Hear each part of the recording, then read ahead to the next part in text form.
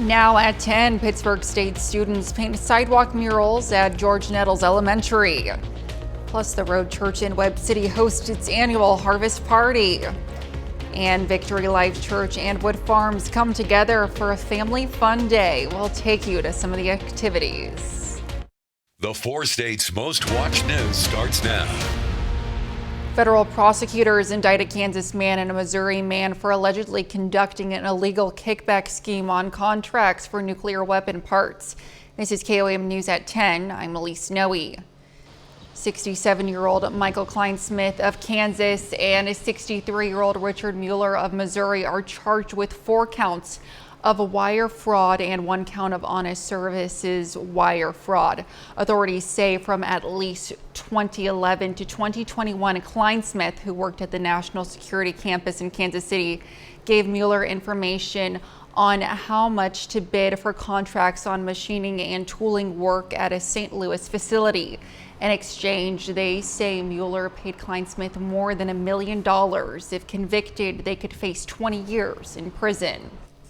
Meteorologist Sam Lane joins us with a first look at weather. All right, thank you very much. It's been a beautiful weekend across the area, but we're starting to see the clouds increasing now down to the south and west. That is the remnants of Hurricane Norma, and that moisture is going to start to be training up into our area as we go through the early part of the week.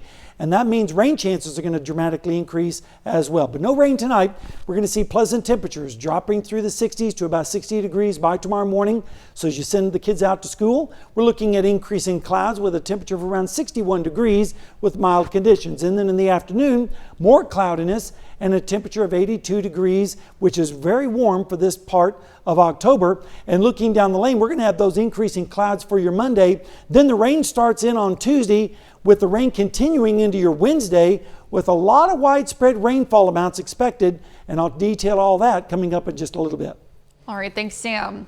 Student organizations at Pitt State came together to update and enhance George Nettles Elementary School sidewalks today as they painted sidewalk murals. The University Art Association, Kappa Pi Art Honorary Society, and other groups showcase their artistic talents while brightening Pittsburgh Elementary School's exterior. So the art department is working on a series of crosswalk murals at each of the elementary schools. We began last week at Meadowlark Elementary in USD 250. This week we're at Nettles. Next week we'll be at Westside, provided the weather is good. And then we'll finish at Lakeside Elementary. This was the second of 4 sidewalks the Pitt State Art Department will be updating. Well, folks in Chanute had the opportunity to learn how to swing and roll away to a half sachet today with Chanute Do-Si-Do square dancing for beginners lessons at Central Park Pavilion. Chanute Do-Si-Do is prepping for their New Year's Eve dance, and they're encouraging beginners to get their lessons in before they bring in the new year. I'd say that some of them just don't realize what it is. It's a lot of fun. I mean, there's a lot of laughing goes on. And one thing about it, if you make a mistake, nobody cares. You just laugh about it and go on. Beginner square dancing lessons will continue until December 17th. They happen every Sunday from 5 p.m. to 7. For more information on how to sign up, swing on over to our website at koamnewsnow.com. On the corner of Madison and Doherty in Webb City was the annual harvest party hosted by the Road Church. The event featured games and activities like a bouncy house, face painting, sporting games, and more. Ultimately, it provides a space for kids to be kids and for everyone in attendance to have a good time. We found out that what happens a lot whenever you're doing substance abuse ministry, there's kids involved. And so we've always just wanted to wrap our minds and our ministry around how we can impact kids that are maybe in a lower income bracket, higher risk range. And so we've always found that if we do outreach events like this, it provides an opportunity for kids that are kind of in that higher risk to come and just have a few hours of being able to be kids. This is the 17th annual harvest party, and after today's success, they're really excited to host next year. Well, it's an event that takes Pumpkin Patch to a whole new level. Victory Life Church and Wood Farms partnered together to host the 3rd annual Family Fall Day. Come over here, look at them. Oh. Yeah, so this is our third annual Family Fall Day. It's just something that we know that there's a lot of families in our community that sometimes don't have the necessary funds to go out and just spend a day with their family at a pumpkin patch. And so we were able to partner with Rich and Laura out here at Wood Farm Pumpkin Patch. My favorite memory here is probably us going into the corn maze, and then I told them we should go this way, and then they go the opposite way. And then, well, it turns out I was right because that was the way out. I would recommend it because your parents can just keep you here for a little while and get all the energy out. And then now the parents can just have some energy. Family Fall Day features attractions like a cakewalk, live animals, a zip line, and much more. The church also gave away free clothing, including winter coats and gloves. Coming up, the leader of a synagogue is killed after federal authorities warn of potential violence related to the war in Israel. Plus, Texas Governor Greg Abbott faces controversy over his decision to add razor wire to his state's border with New Mexico. Israel says it's stepping up airstrikes on Hamas and is ready to launch a ground invasion into Gaza as global protests grow over conditions for civilians. The first trucks with aid supplies were allowed across the border yesterday. Bradley Blackburn has the latest on the conflict that is now in its third week.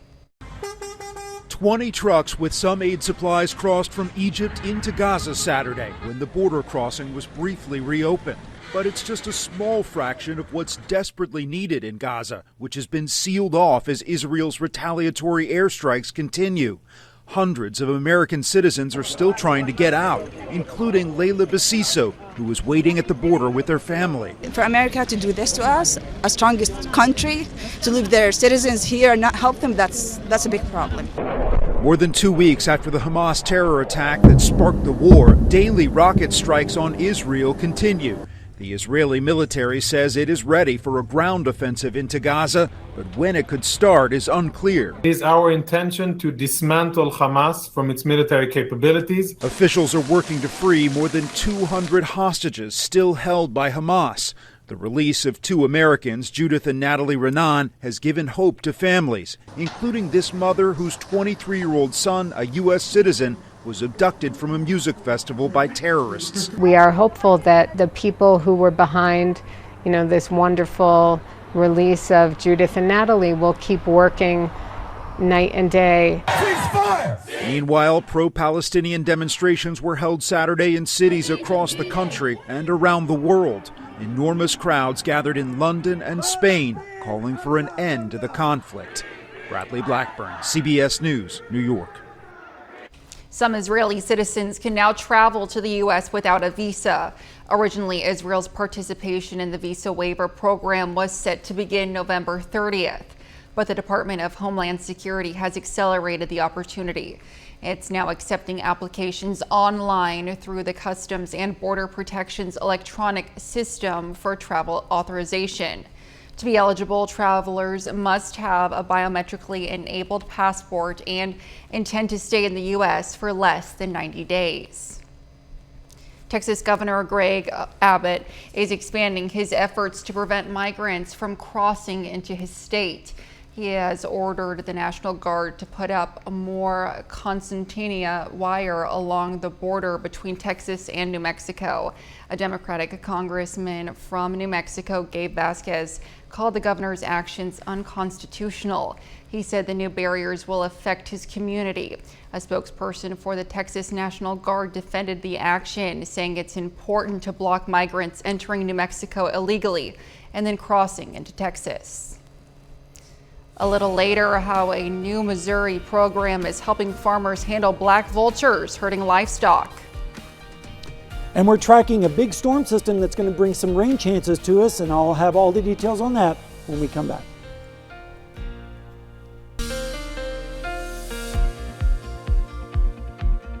Well, it has been a perfect weekend across the 4 states. Lots of sunshine, warm temperatures, and no precipitation.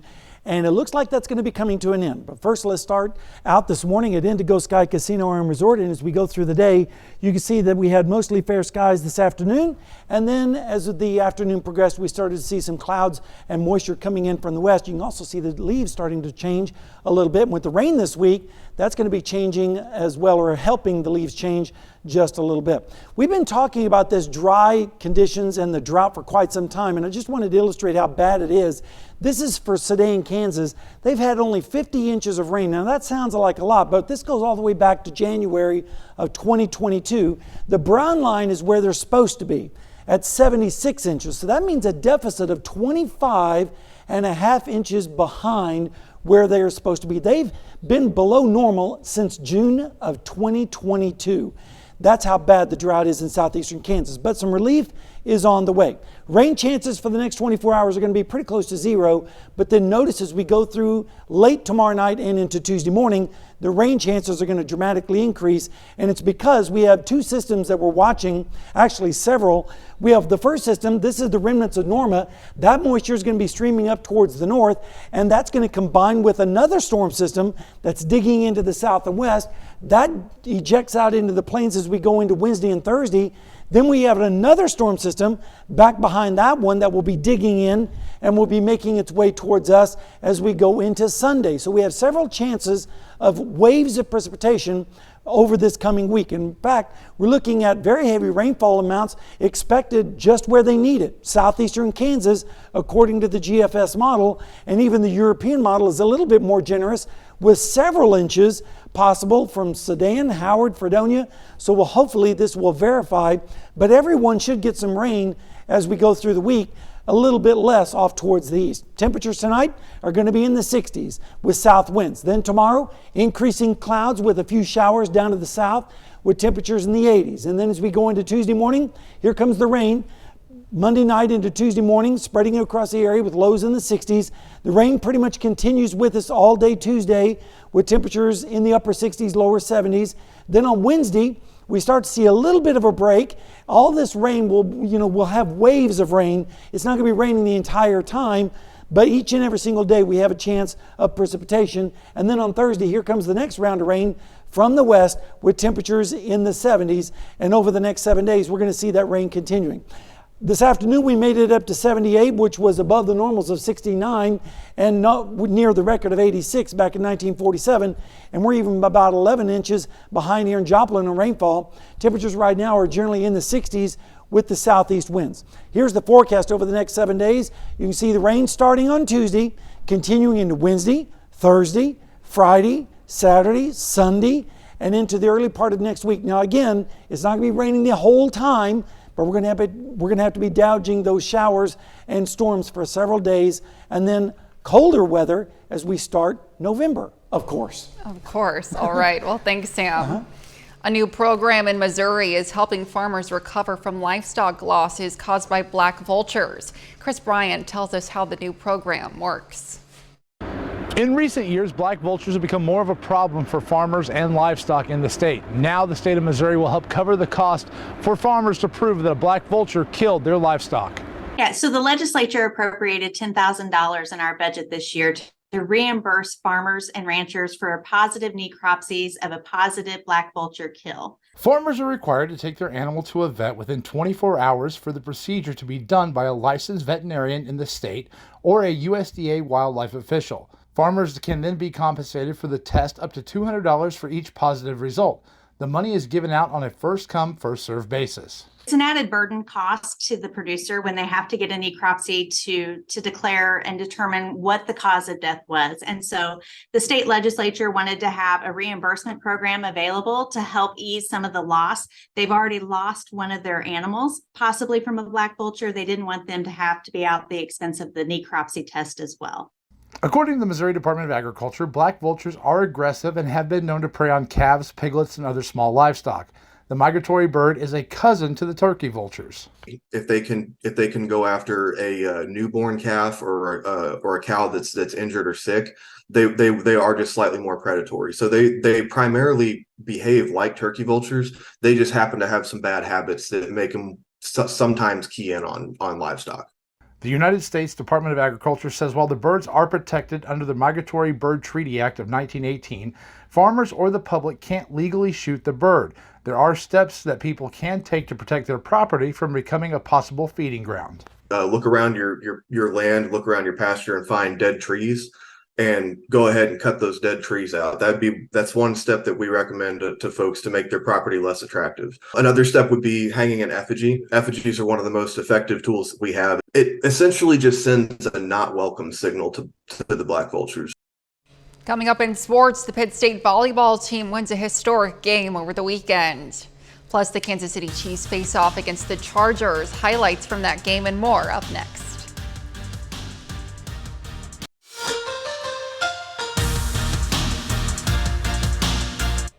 The Kansas City Chiefs are playing a Sunday home game at Arrowhead for the first time in a month. The Chiefs come into the game looking to take a commanding lead in the AFC West. Chiefs versus Chargers. Taylor Swift is back and, well, starting to become a regular thing now, I guess. Second quarter, game tied 3-3. Mahomes scrambles but floats it over to Marquez Valdez-Scantling. MVS stays in bounds and scores the touchdown. 10-3 Chiefs lead. Next Chiefs possession, tied once again 10-10. Mahomes to who else other than Travis Kelce on National Tight Ends Day. Kelce takes it down to the 6-yard line, and let me tell you, that play was tailor-made. First down Chiefs, and a salute for number 87. Very next play, Mahomes is going to take the snap here. He will find Rashee Rice back of the end zone for the touchdown. Kansas City goes up 17-10 at that point. We even got to see a little new handshake from Taylor and Brittany. NFL media kind of losing their minds after seeing that. Chiefs fans losing their minds after seeing this play in the fourth quarter. Mahomes dumps it off to Isaiah Pacheco, and he does the rest. Gets into the end zone for the touchdown. Patrick Mahomes, 424 passing yards and 4 touchdowns on the day. Chiefs win 31-17. The fans were incredible. What a day in Arrowhead. Beautiful day, first of all, and then you had the noise there. Pat had obviously a big day with over 400 yards. Kelce keeps getting better with time. Taylor can stay around all she wants. Little things here and there that I have to continue to be better at, but we're definitely taking steps in the right direction. I'll just say with the interception, just no one look at Quez, because that's who I was supposed to throw to, and he was probably another touchdown. So just cut him out of the picture when y'all look at it. More NFL action from this Sunday. Bills versus Patriots. Close game of the fourth quarter. Patriots lead 22-17. Third and goal. Bills take the lead off this Josh Allen QB sneak. Touchdown Buffalo. They also get the 2-point conversion, so Buffalo leads 25-22. Next Patriots possession. Second and goal. 15 seconds left in the game. No timeouts. Mac Jones to Mike Gesicki. Touchdown New England. And the Patriots pull off a stunner to beat the Buffalo Bills 29-25. And one of the most anticipated games of the NFL season taking place tonight is the Miami Dolphins face the Philadelphia Eagles on Sunday Night Football. Both teams 5-1 entering this game, but this game just went final moments ago as Philadelphia beats Miami 31-17. So that means the Kansas City Chiefs are now all alone in the entire AFC with the best record. The Pittsburgh State Gorillas had quite the weekend from all their sports. Football wins on Saturday against Northwest Missouri State. Men's and women's cross-country teams both win MIAA championships. Plus, volleyball team pulled off a historic win. Pittsburgh State Volleyball had one of the bigger upsets in program history on Saturday as they took down the number 8 ranked Nebraska Kearney Lopers 3-1. This was Pitt State's first win over Nebraska Kearney since October 29th of 1983. Pitt State wasn't even in the MIAA back then. They were part of the Central States Intercollegiate Conference. Meanwhile, Missouri Southern, on the other hand, they were on the road this weekend. Southern Volleyball drops this one 3-1 against Washburn. Lions, a little bit of a losing skid after their loss on Saturday. So Southern will return home on Friday versus Central Oklahoma, and then Southern will face Pittsburgh State this Saturday. And the MLB playoffs are rolling along, and the Battle of Texas really just continues here. ALCS Game 6 is the Texas Rangers who forced the Game 7 as they beat the Houston Astros 9-2. That means that, yes, there will be a Game 7 tomorrow night. Winner takes all, and the winner will advance to the World Series. So lots of sports going on, this evening. We had great football games, great baseball games, and it's nice that the baseball season will just continue. Yeah, looking forward to it. Thanks, Brock. We'll be right back. Well, I think it's safe to say that everyone should get out their umbrellas and raincoats for the week ahead. And galoshes too, yes. Galoshes. It's going to be quite a bit of rain system, but we've been needing the rain for such a long time, and it looks like we're going to have several waves of precipitation lasting starting Tuesday all the way until next Tuesday, but hopefully the rain will be ending by Halloween evening, and then it gets cold. Look at that, 32 degrees on November 1st in the morning. So winter is not that far away, but we're going to have quite a bit of rain this week, and that's what we just needed. It's going to be a little bit chilly out there for the trick-or-treaters on Halloween. A little bit, yeah. Yeah, final sports note. Chiefs win, Chargers lose, Raiders lose, and the Dolphins lose, which means the Chiefs are now the best team in the AFC. Dolphins. Dolphins, well, they were tied with the Chiefs, and the Broncos did win, but the Chiefs are way ahead of them. But everyone else just keeps losing, the Chiefs just keep winning. So everything just seems to fall in the right place for the Chiefs. I think Andy Reid said it best. What a day in Arrowhead Taylor, was. What day Arrowhead was, and Taylor can stick around for a while. Stick around with all her handshakes. Well, that's our time for now. Thanks for making us part of your night.